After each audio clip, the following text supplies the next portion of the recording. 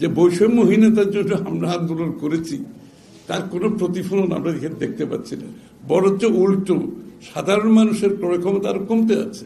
একদিকে মূল্যস্ফীতি, হ্যাঁ, আরেকদিকে আপনার যে জনগণের যে বেতন পায়, যে আয়, তার সাথে আপনার ইনফ্লেশন হায়ার, তাদের ক্রয় ক্ষমতা কমে গেছে, এবং তার উপরে যদি আপনি ট্যাক্সের বোঝা বাড়িয়ে দেন তাহলে জনগণের যে দৈনন্দিন জীবনে ইতিমধ্যে 27 লক্ষ মানুষ হতদরিদ্রের পর্যায়ে চলে গেছে অলরেডি, এবং এইটা তো এই ধারা চলতে থাকলে আরো মানুষ দরিদ্রের সীমার নিচে চলে যাবে।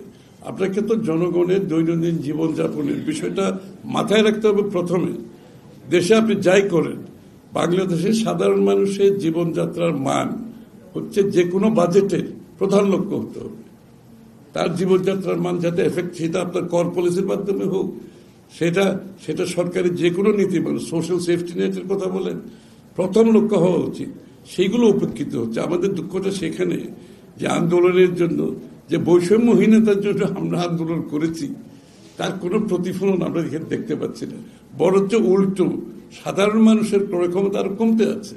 আপনি যদি কর বেশি, তারপরে আপনার ভ্যাট বেশি, বিএটি বেশি, তারপরে তাদের ইনফ্লেশন বেশি, মানে দ্রব্যমূল্যের দাম বেশি, সবকিছু তো সাধারণ মানুষের জীবনযাত্রার মানের বিরুদ্ধে চলে যাচ্ছে। কিন্তু এই জায়গাটাই এই জন্য আমরা বলেছি যে আমাদের সোশ্যাল সেফটি নেটের বিষয়টা আমরা বিশেষ এখানে মনোযোগী হয়েছি, যে এইখানে কোনো কম্প্রোমাইজ করা যাবে না।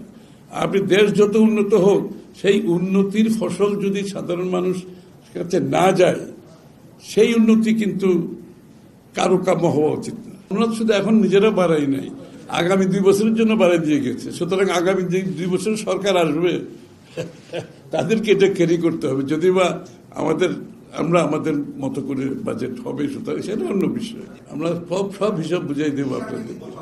আমরা হিসাব কিতাব করেই বলছি, একেবারেই সম্ভব।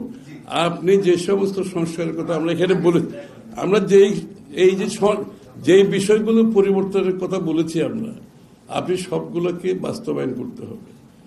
এখানে তো এই ধারায় চলবে না। আপনি এখন যেভাবে দেশ চলছে এই ধারায় কিন্তু সম্ভব হবে না। এই জন্য তো এই যে বিশদ আমরা যে ব্যাখ্যাগুলো দিলাম বিভিন্ন সেক্টর ওয়াইজ, এবং যে আমাদের যে প্রাইভেটাইজেশন, লিবারালাইজেশন, তারপর ডিরেগুলেশন, তারপর ডাইভার্সিফিকেশন অফ প্রোডাক্ট। ধরেন আমি আপনাকে একটা এক্সাম্পল দিই। এখন গার্মেন্ট শিল্পে যে সুযোগটা আছে, ওটা ব্যাক টু ব্যাক এলসি এবং বন্ডেড ওয়্যার হাউস, তাই না? Bonded warehouse, back to back LC, এইটা কিন্তু গার্মেন্ট শিল্পকে এই জায়গায় নিয়ে গেছে। একটি বড় ধরনের ডিরেগুলেশনের কারণে জিয়া রহমান সাহেব করেছিল, হয়েছে। তা আরো 20টা শিল্পকে দিতে অসুবিধা কোথায়? আমরা তো দেব, আমি তো বলতেছি, আমরা আরো 10টা 20টা সেক্টর খুলে দেব আমরা বাংলাদেশে, কোনো অসুবিধা তো নাই। হ্যাঁ, এক কথাই বলার কোনো প্রয়োজন নেই। কোনো কথা এক কথায় বলতে হবে কেন? বাতিলের কিছু নাই। শুনেন, আমাদের বাজেট কি হবে তা আমি তো বললাম এখানে, এতক্ষণ কি বললাম। আমাদের বাজেটটা কি হবে আমরা এটাই করব। কিছু বাতিল টাতিলের শব্দটা ইউজ করতে চাই না। দেশে একটা শান্তিপূর্ণ পরিবেশ রাখতে হবে তো, সুতরাং সব কথা ওইভাবে বলার দরকার নেই। কিছু বাতিল করবো এটা বলার দরকার নেই।